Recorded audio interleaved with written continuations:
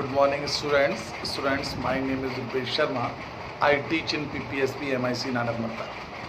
Students, आज मैं part 2 परमाणु संरचना का एक बहुत अच्छा टॉपिक लेके आ रहा हूँ. इलेक्ट्रॉन की खोज, प्रोटॉन की खोज और न्यूट्रॉन की खोज कैसे की.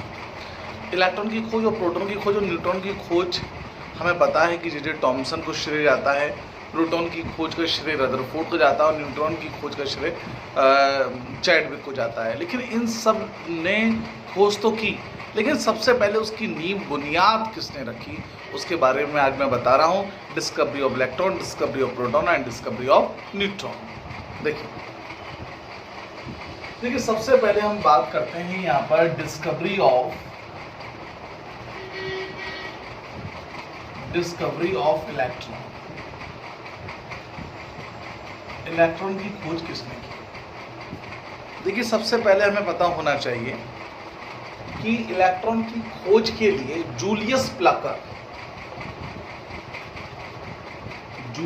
प्लकर ने 1859 में एक एक्सपेरिमेंट किया. उन्होंने क्या किया, एक कांच की विसर्जन नलिका ली. उस कांच की विसर्जन नलिका के एक सिरे पर कैथोड और एक सिरे पर एनोड लगाया और दोनों को एक हाई वोल्टेज यानी उच्च विभव स्रोत से जोड़ दिया. जूलियस प्लकर ने 1859 में 1859 में ये प्रयोग किया था.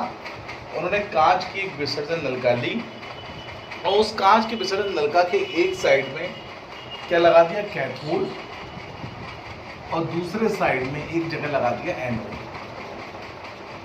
और इन दोनों कैथोड एनोड को हाई वोल्टेज लगभग 30,000 वोल्ट से लगभग 40-50,000 वोल्टेज के आसपास इसको वो दिया, क्या नाम है, विभव दिया.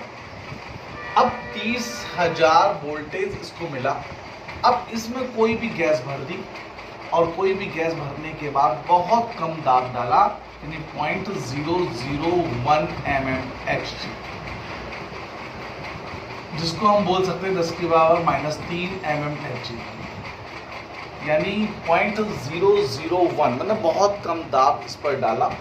और दाब डालने के बाद देखा कि कैथोड से किरणों का पुंज यानी beam of cathode rays, cathode से कई सारी किरणें निकलती हैं और वो एनोड की तरफ जाती हैं और एनोड की तरफ, एनोड के पीछे जो कांच के पीछे एक हरे रंग के प्रकाश के प्रतिदीप उत्पन्न करती हैं. हरे रंग का प्रकाश का प्रतिदीप मतलब एक चमक उत्पन्न करती है. तो कैथोड से ये किरणें निकलती हैं, मतलब झुंड के रूप में निकलती हैं, और कैथोड से निकलने के बाद ये एनोड की ओर जाती हैं और एनोड की ओर जाने के बाद एनोड के पीछे एक हरे रंग की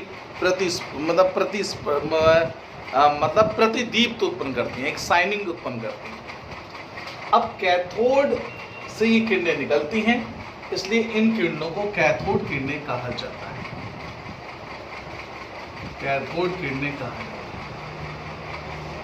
तो जूलियस प्लकर का इतना ही प्रयोग रहा.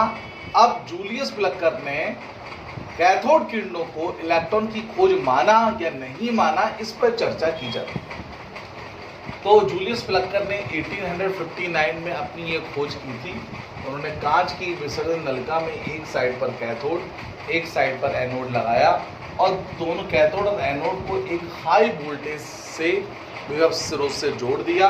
और जब इसमें कोई गैस भरी जिस पर बहुत कम दाब 0.001 mmHg अगर दाब मिलीमीटर पारा दाब डालते हैं, तब देखते हैं कैथोड से बहुत सारी किरणों का जो पुंज होता है वो यहाँ से निकलता है और यहाँ से निकलते वो एनोड की तरफ जाता है और एनोड पर हरे रंग की प्रतिदीप्त उत्पन्न करता है. कैथोड से निकलने के कारण इन किरणों को कैथोड किरणें कहा. अब बात करते हैं कि कैथोड किरणों को इलेक्ट्रॉन की कैथोड किरणों को इलेक्ट्रॉन की खोज क्यों माना? देखिए, जूलियस प्लकर, जे टॉमसन, कई सारे साइंटिस्ट, पेरिन, कई सारे साइंटिस्ट जब बैठे तो उन्होंने इस चीज को देखा, ऑब्जर्व किया कि इलेक्ट्रॉन नेगेटिव होता है, ये सबको पता है, लेकिन कैथोड किरणें भी नेगेटिव होती हैं। तो नेगेटिव आवेश होने के कारण उन्होंने कैथोड किरणों को ही इलेक्ट्रॉन की खोज मान लिया है। और जब इन्होंने कहा कि जब जब कैथोड किरणें निकलती हैं और जहां जहां कैथोड रेज निकलती हैं, यानी कैथोड से जो जो किरणें निकलेगी उसको हम मानेंगे वो इलेक्ट्रॉन की खोज है। अब यहां पर इतनी बात आपको सारी बात समझ में आ